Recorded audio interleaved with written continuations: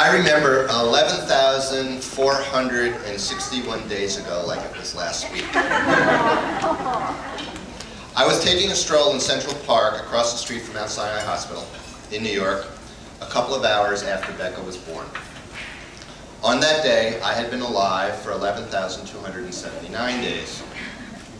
I knew that on that day that my life would have changed forever. For me, that was a half a lifetime ago.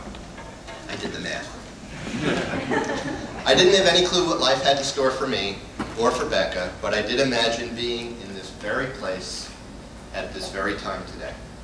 Funny how that happens. I'd like to welcome you all to Beach Point. To some of you, like me, this is part of your heritage. To others, thank you for coming and for celebrating Becca and John's special day with families and friends.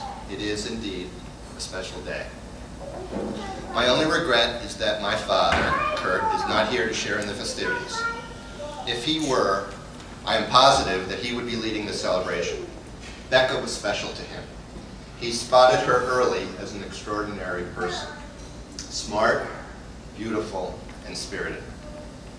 And that was even before he could have known that Becca would attend his alma mater, Columbia University, to do her law school. In the same vein, I am sad to miss Lou, Herb, Jerry, and others. On the day that many brides get married, their fathers are often very weepy at their own loss.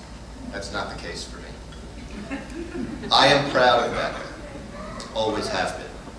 She's a young woman of extraordinary ability and talent, and I am truly glad for her today. I am proud of her for not being afraid to take on and beat the guys when she played co-ed soccer as a youngster.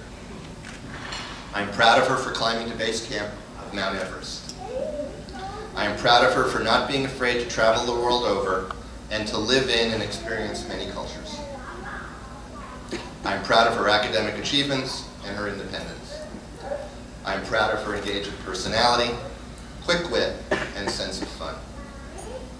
A friend once told me that I should be proud of having launched kids well prepared to go out into the world, and I am. I've always believed in letting Becca fly her own way, and I have never, ever been disappointed. John, I really appreciate your kind manner and your confidence. I know that you've made Becca very happy, and you are definitely kindred spirits. And I'm proud of you too. How so, you might ask? Well, as Sarah mentioned, last March John came on his first Netter ski trip. Most of you know or might imagine that that is a heck of a way to meet the family. Actually, the trips are a lot more tame than they were 20 years ago, and that's a good thing. But no matter, John was all smiles all the time.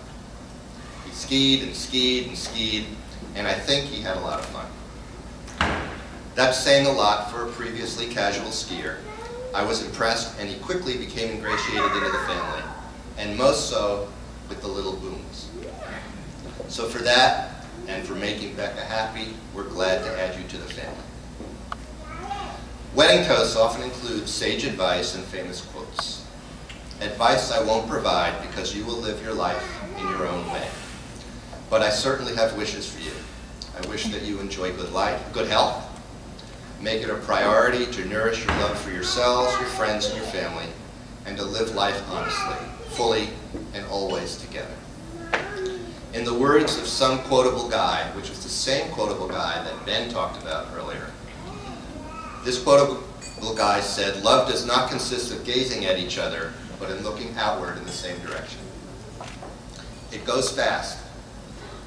In only about 11,400 days, you should just about be able to send off your own kids. So, a toast to Becca. She was a gift from God, and I will always be grateful to have been given the honor of being her father. May God continue to bless her and John, and grant them safety, love, and happiness all the days of their lives. As for John, I'm so pleased to add you to the family, to the happy couple.